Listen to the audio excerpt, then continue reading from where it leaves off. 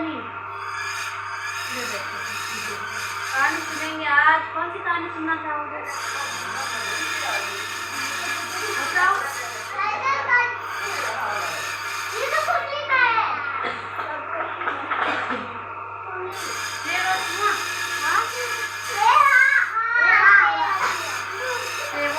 श्रवण कुमार वाली। श्रवण कुमार वाली। श्रवण कुमार कौन थे? आज्ञाकारी पुत्र। श्रवण कुमार आज्ञाकारी पुत्र थे। उनके माता पिता बहुत बूढ़े थे और अंधे थे। उनको क्या थे? और बुढ़े भी थे। और उनकी क्या इच्छा थी? तीर्थ यात्रा करने की। तो फिर श्रवण कुमार क्या करता है? कावड़ बनाता है, लंबी लकड़ी। फिर कावड़ बनाता है, फिर उसमें 2 टोकरियां रखता है। फिर अपने कंधों, एक टोकरी में मम्मी को और एक टोकरी में पापा को बिठाता है। फिर अपने कंधों में उठा के तीर्थ यात्रा के लिए जाता है। तुम लोग जाओगे ऐसे? तो मम्मी पापा बुढ़े हो गए तब? हाँ, तो दोनों को एक एक टोकरी में बिठाते हैं, फिर तीर्थ यात्रा के लिए लेके जाते हैं।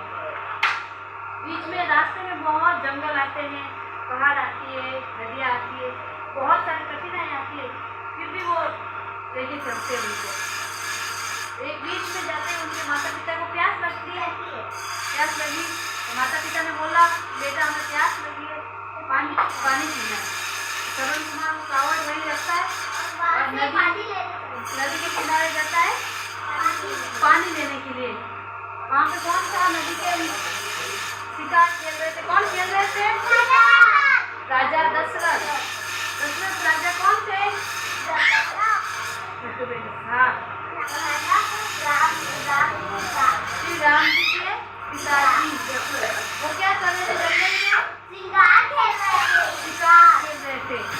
जैसे श्रवण कुमार ने नदी के अंदर घड़ा डाला, गुड़ गुड़ गुड़ की आवाज आई, तो रास्ते को पता चला कि कोई जानवर आया पानी पीने के लिए। उन्होंने तीर चला दिया। तीर जाके श्रवण कुमार को लगा और वो वहीं पे घायल हो गए। जब राजा दशरथ देखने आए कि यह जानवर मरा कि नहीं मरा, तब उन्होंने देखा कि वहाँ एक लड़का घायल हो गया। तो उन्होंने जाके देखा, पूछा, तो श्रवण कुमार ने क्या कहा कि राजन, मेरे माता पिता प्यासे हैं, आप जाओ उन्हें पानी पिला देना, उनसे सिवा मेरा कोई नहीं है। फिर राजा दशरथ जाते हैं तो उनके माता पिता अंधे होते हैं, फिर भी उन्हें पता चल जाता है कि ये हमारे बेटे के कदमों की आवाज़ नहीं है। तो उनको पानी पिलाने लगता है, तो वो बोलते हैं कि बेटा तो नहीं है हमारा।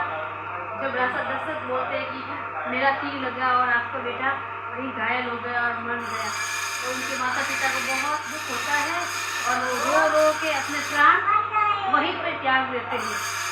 प्राण त्याग दे रहे हैं, वहीं से मर जाते हैं रो रो के बेटे की याद में कि हमारा बेटा भी नहीं रहा, तो हम जी के क्या करेंगे, और मर जाता है। फिर राजा दशरथ को बोलते हैं कि जैसे मैं मेरे बेटे के लिए तरसा हूँ, वैसे तुम भी तरसोगे, तरसोगे। इससे क्या माता पिता की सेवा करनी चाहिए।